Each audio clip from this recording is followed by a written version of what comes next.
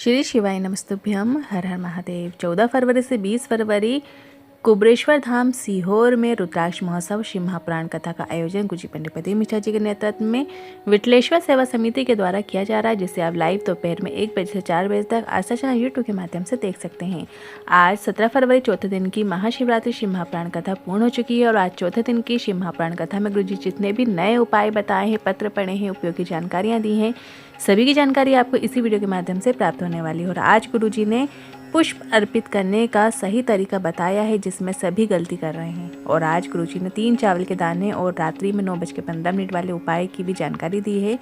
सरल भाषा में हम आपको समझाने का प्रयास करेंगे। साथ ही इस वीडियो में आपको 19 फरवरी फुलेरा दूज के दिन किए जाने वाले 5 ऐसे उपाय हैं जो कि वर्ष में सिर्फ आपको एक ही दिन किए जाते हैं, उन उपायों की भी जानकारी हम देने वाले हैं। सभी उपाय गुरुजी पंडित प्रदीप मिश्रा जी के द्वारा बताए गए विशेष और अचूक उपाय हैं। इन्हें मात्र एक बार कर देने से आपकी हर प्रकार की उद्देश्य जो हैं वो पूर्ण हो जाते हैं। और किसी कारणवश यदि आपने आज कथा नहीं सुन पाए हैं तो पूरी कथा का रसतत्व आपको इस छोटे से वीडियो से प्राप्त होने वाला है। तो बढ़ते हैं आज की कथा की पहली जानकारी की ओर। गुरुजी ने कहा, वर्ष भर शिवरात्रि आती है, हर महीने शिवरात्रि आती है और प्रत्येक महीने में आने वाली शिवरात्रि का अपना एक अलग महत्व होता है। किसी का महत्व किसी से कम नहीं है। हम प्रत्येक वर्ष सावन शिवरात्रि में अभिषेक करवाते हैं, जो कि वर्ष में सिर्फ एक बार है। शिव महापुराण में यहाँ तक लिखा है, अगर कोई भूलवश भी सावन शिवरात्रि के दिन मिट्टी के ढेले में भी जल अर्पित कर देता है तो भोलेनाथ की कृपा उसे प्राप्त होना शुरू हो जाती है।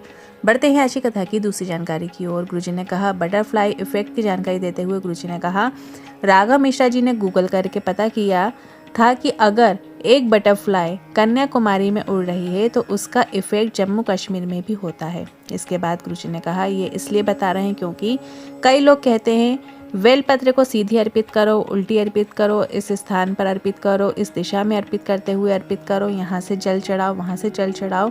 हर जगह हर तरीके का एक प्रभाव होता है, एक अलग असर होता है। यह शिव महापुराण भी कहती है, ये साइंस ने भी सिद्ध किया है। बढ़ते हैं आज की कथा की तीसरी जानकारी की ओर। आजकल के लोगों को भगवान को पुष्प चढ़ाने का तरीका भी नहीं आता। गुरुजी ने कहा, अगर को भगवान को पुष्प अर्पित करते समय डंडी का मुख अपनी ओर करना है और पुष्प का मुख परमात्मा की ओर करना चाहिए, क्योंकि अगर आप किसी को पुष्प देते हैं तो क्या डंडी उसके ओर रखते हैं या खिला हुआ भाग उसकी ओर रखते हैं। पर आज के समय में सभी शिवलिंग पर सजा देते हैं और शिवलिंग के ऊपर पुष्प ऐसे रख देते हैं कि डंडी शिवलिंग की ओर होती है। ये नहीं सोचते कि भगवान को क्या अच्छा लगेगा, या ये सोचते हैं कि बाकी लोग जो देखेंगे उनको कैसा लगेगा। तो आगे से आपको ध्यान रखना है, पुष्प का खिला हुआ भाग भगवान की ओर हो ऐसा अर्पित करना है। अर्थात जैसे आप बेलपत्र उल्टी अर्पित करते हैं, पुष्प भी आपको वैसे ही अर्पित करना चाहिए। बढ़ते हैं अगली चौथी जानकारी की ओर। आज शिव महापुराण के दौरान गुरुजी ने 2 उपायों को जिक्र किया है, पर उसका वर्णन नहीं किया, जो हम आपको गुरुजी की पिछली कथाओं में दी गई जानकारी के अनुसार बता रहे हैं। पहला उपाय आज गुरुजी ने कहा है कि 3 चावल के दाने वाला जो उपाय है, ये काफ़ी अच्छा मनोकामना पूर्ति उपाय है। इसे आपको किसी भी सोमवार के दिन करना होता है। इस उपाय के अंतर्गत आपको 3 चावल के दाने 3 स्थान पर अर्पित करना होता है। पहला चावल का दाना आपको शिवलिंग में जो माता पार्वती के हस्त कमल होते हैं, गोल कटी भाग होता है, वहाँ पे अर्पित करना होता है। दूसरा चावल का दाना आपको शिवलिंग के ऊपर अर्पित करना होता है और तीसरा चावल का दाना आपको नंदी भगवान का जो उठा हुआ चरण होता है वहाँ पे पास में आपको अर्पित करना होता है। बस आपको इतना ही करना होता है। इसके बाद श्री शिवाय नमस्तुभ्यम हम बोलते ही आपको अपनी मनोकामना कर लेनी होती है। बस इतना मात्र करने से आपकी हर प्रकार की मनोकामना शीघ्र अतिशीघ्र पूर्ण होती है।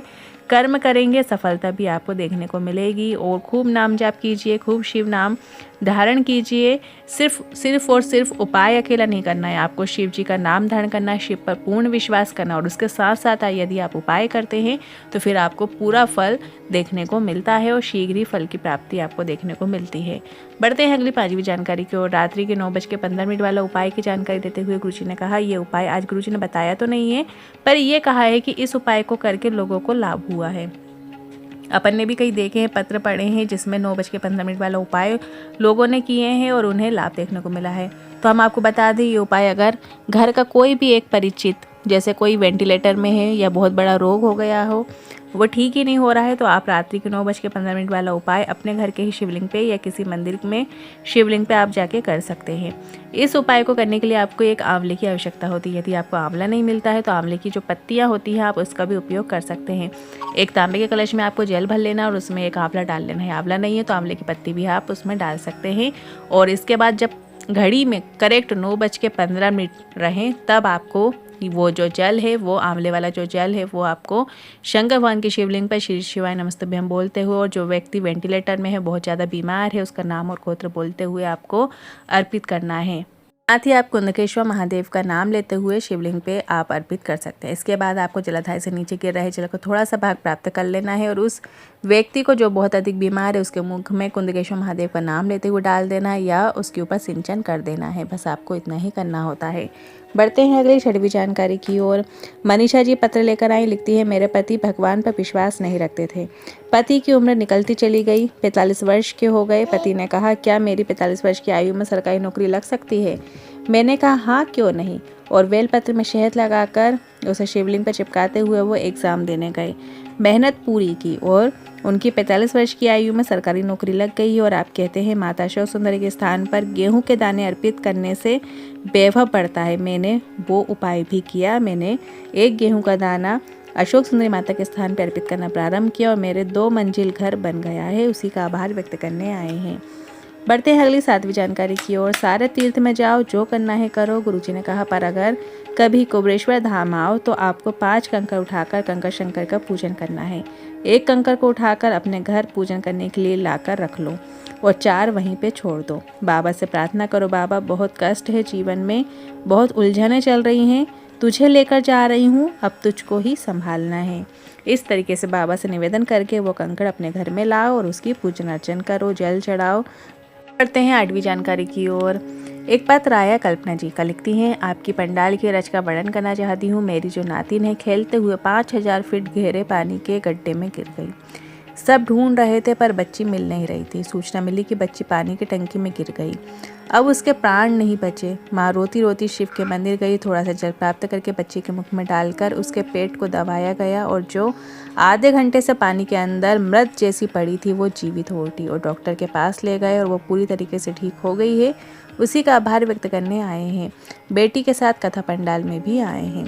बढ़ते हैं अगली 9वीं जानकारी की ओर। मेरा लड़का 19 साल का है। एक पत्र आया जो बचपन से बोलता नहीं था, एकदम पूरा गूंगा था। मैंने बेटे को लेकर दीपावली के दिन कुबरेश्वर धाम आई क्योंकि मुझे पता था अगले दिन खजाना मिलता है और बाबा ने मुझे क्या प्रदान किया वो बताना चाहूँगी।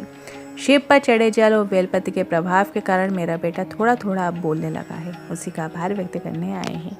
बढ़ते हैं अगली 10वीं जानकारी की ओर। इंद्र जी पत्र लेकर आए, लिखते हैं, मेरा बेटा 2018 से नौकरी की तैयारी कर रहा था पर उसका चयन ही नहीं हो रहा था। बेटे ने अधिक मेहनत करना शुरू की, शिवलिंग पर जल चढ़ाना शुरू किया, पंडाल में बैठकर कथा का श्रवण किया और बाबा ने उसकी सरकारी नौकरी प्रदान कर दी है। उसी का आभार व्यक्त करने आए हैं। बढ़ते हैं अगली 11वीं जानकारी की ओर। आरती जी पत्र लेकर आई, लिखती हैं, शादी के 10 साल हो गए थे, संतान सुख नहीं था, कई जगह दिखाने के बाद भी लाभ नहीं हुआ। सफ़ेद आकड़ी की जड़ का प्रयोग किया, शिवलिंग पर जल चढ़ाते और मेरे घर में संतान की प्राप्ति हुई है। उसी का आभार व्यक्त करने आए हैं। इसके बाद एक और पत्र आया नंदा जी का, जो लिखते हैं, कई वर्ष हो गए थे, संतान सुख नहीं था, सफ़ेद आकड़ी की जड़ का प्रयोग किया, डॉक्टर की दवाई के साथ साथ संतान प्राप्ति के बताए गए सारे उपाय किए और संतान सुख हुआ है। उसी का आभार व्यक्त करने आए हैं। सुरेखा जी पत्र लेकर आई, लिखती है, 13 साल से संतान सुख नहीं था, भोलेनाथ को जल चढ़ाना शुरू किया, बेलपत्र चढ़ाना शुरू की, सफ़ेद आकड़ी की जड़ वाला प्रयोग भी किया और संतान सुख हुआ है। उसी का आभार व्यक्त करने आए हैं। अब बढ़ते हैं अगली 13वीं जानकारी की ओर। फुलेरा दूज जो कि 19 फरवरी को है और इसमें किए जाने वाले कुछ विशेष उपाय हैं जो कि इस प्रकार हैं। फुलेरा दूज का ही दिन वो दिन होता है जिस दिन भोलेनाथ को पहली बार धतूरा अर्पित किया गया था, तो उससे जुड़े बहुत ही अच्छे उपाय हैं। और जो फुलेरा दूज का दिन है जिसमें हम थोड़ा सा भी यदि पुण्य कर्म करते हैं, थोड़ा सा भी हम सत्कर्म करते हैं, भगवान का नाम जाप करते हैं, तो उसका जो फल है वो हमें अधिकता में प्राप्त होता है। तो फुलेरा दूज के दिन अधिक से अधिक बहुत सारे शुभ कर्म कीजिए, बहुत सारा पुण्य का कार्य कीजिए, जो जो आपसे बन सके वो सभी कार्य कीजिए ताकि उसका पुण्य जो आपको प्राप्त हो सके वो अधिकता में प्राप्त हो सके। और जब पुण्य का प्रबल होता है, जब हमारे जीवन में पुण्य प्रबल होता है, पुण्य की अधिकता होती है, तो जो हमारे पाप कर्म होते हैं वो विलुप्त होते जाते हैं, हटते चले जाते हैं और हमें अच्छे फलों की प्राप्ति जल्दी होती है। तो फुलेरा दूज में आपको अच्छे अच्छे कर्म करना है, जैसे चींटियों को आप आटा भी दे सकते हैं, मछलियों को भी आटा दे सकते हैं, या किसी पवित्र वृक्ष के नीचे बैठकर आप खूब नाम जाप कीजिए, जैसे बेलपत्री का वृक्ष हुआ, पीपल का वृक्ष हुआ, इनके नीचे बैठकर आपको खूब नाम जाप करना है, खूब सुमिरन करना है। साल में सिर्फ कुछ ही दिन ऐसे होते हैं कि धतूरा जो है वो माता श्योक सुंदरी के स्थान पर अर्पित किया जाता है। तो फुलेरा दूज ही वो दिन है जब धतूरे को आप माता श्योक सुंदरी के स्थान पर अर्पित ज़रूर कीजिएगा। और इससे जुड़ा एक और विशेष उपाय है, जिनका विवाह नहीं हो रहा हो तो आपको एक बेलपत्र लेना है, एक धतूरा लेना है और एक शमी पत्र लेना है। इन तीनों चीज़ों को आपको, जिनका विवाह नहीं हो रहा है, उनका नाम और गोत्र बोलते हुए आपको माता श्योक सुंदरी के स्थान पर अर्पित कर देना है। या फिर आप यदि स्वयं ये उपाय कर रहे हैं जिनका विवाह नहीं हो रहा, तो अपना नाम और गोत्र बोलते हुए आप एक बेलपत्र, एक धतूरा और एक शमी पत्र अशोक सुंदरी माता के स्थान पर अर्पित करें, निवेदन करें। इस तरीके से ये उपाय आप 19 फरवरी फुलेरा दूज के अवसर पर कर सकते हैं। फुलेरा दूज में किया जाने वाला दूसरा उपाय इस प्रकार है। फुलेरा दूज वो दिन है जिस दिन भगवान भोलेनाथ माता पार्वती को 12 ज्योतिर्लिंग की यात्रा करवाने के लिए जाते हैं। फुलेरा दूज में सबसे आसान उपाय ये है कि जिनके जीवन में कष्ट अधिक मात्रा में हो, परेशानियां दूर होने का नाम नहीं ले रही हो, तो आप ये उपाय फुलेरा दूज में कभी भी कर सकते हैं कि आपको शिवलिंग पर एक धतूरा अर्पित करना और उसके बाद एक कलश का जल धीरे धीरे धार से उसी धतूरे पर अर्पित करते जाना है, शिवलिंग पर जो धतूरा आपने अर्पित किया है। और श्री शिवाय नमस्तुभ्यं मंत्र का स्मरण करना है। फुलेरा दूज 33 कोटि देवी देवताओं का उत्सव है और इस दिन किए गए जो उपाय है, पूजन का फल आपको 1000 गुना होकर प्राप्त होता है। तो ये उपाय आप ज़रूर करें। आप एक सा प्रयास करें कि फुलेरा दूज के दिन एक धतूरा आपको माता अशोक सुंदरी के स्थान पे तो अर्पित करना ही करना है। साथ में यदि जीवन में परेशानी और कष्ट चल रहे हैं तो एक धतूरा आपको शिवलिंग के ऊपर अर्पित करना है और इसके बाद एक कलश जल धीमी धीमी धार से आपको उसी धतूरे के ऊपर आपको अर्पित करते जाना है। फुलेरा दूज में किया जाने वाला अगला उपाय इस प्रकार है। ये उपाय वो माताएं कर सकती हैं जिनके बच्चे छोटे हैं या बड़े हैं, किसी भी उम्र के हैं। छोटे बच्चे जो बात नहीं मानते हैं, अपने मन की करते हो, जिद्दी स्वभाव के हों, कुछ भी करते हो, कुछ भी सुनते नहीं हो, या जो बड़े बच्चे हैं जो नशा जैसी चीज़ें करते हैं, शराब का सेवन करने लगे हैं, या आप शब्दों का प्रयोग करते हैं, बड़ों का सम्मान नहीं करते हैं, अपमान करते हैं, वे माताएं ये उपाय कर सकती हैं। फुलेरा दूज में किया जाने वाला ये विशेष उपाय है। आपको 7 गुड़ की डली ले लेना है, मतलब गुड़ के जो भाग होता है उसको छोटा छोटा करके टुकड़े कर लेना है। तो आपको 7 टुकड़े आपको गुड़ के ले लेना है और साथ में थोड़ी सी आपको काली तिल ले लेना है। अब आपको सभी सामग्री को अपने बच्चे से स्पर्श करवा लेना है। जो भी गलत शब्दों का प्रयोग करता है या जो कहना नहीं सुनता है, बात नहीं मानता है, उसके हाथ का आपको स्पर्श करा लेना है। अब आपको सभी सामग्री को अपने बच्चों से स्पर्श करवाने के बाद शिवालय में जाकर अपने बच्चे का नाम और गोत्र का स्मरण करते हुए स्वरेश्वर महादेव के नाम का स्मरण करना है। ध्यान रखिए, इस उपाय को करते समय आपको स्वरेश्वर महादेव का नाम लेना है और ये सभी सामग्री आपको शिवलिंग के ऊपर अर्पित कर देना है। बस आपको इतना ही करना है। फुलेरा दूज में किया जाने वाला ये बहुत ही अच्छा और आसान सरल उपाय है। अब बढ़ते हैं अगले विशेष उपाय की ओर। कल 18 फरवरी बुधवार की तिथि है, तो बुधवार का दिन गणेश जी को समर्पित होता है। तो इस दिन आपको क्या करना है, एक दूर्वा गणेश जी को ज़रूर अर्पित करना है और शाम के समय एक दिया आपको भोलेनाथ के मंदिर में ज़रूर प्रज्वलित करना है। कुबेर भंडारी का नाम लेते हुए आपको एक दिया जो है बुधवार के दिन आपको, या चतुर्थी तिथि जिस समय पड़ती है उस दिन भी आप ये उपाय कर सकते हो। कुबेर भंडारी का नाम लेते हुए आपको एक दिया भोलेनाथ के मंदिर में प्रज्वलित करना है। गुरुजी की किताब में दिया गया ये विशेष उपाय है। आज के उपाय से जुड़े मन में कोई सवाल या क्वेश्चन है तो कमेंट के जरिए पूछ सकते हैं। वीडियो थोड़ा भी उपयोगी लगा हो तो वीडियो को लाइक करके कमेंट बॉक्स में हर हर महादेव जरूर टाइप कीजिएगा। श्री शिवाय नमस्तुभ्यं।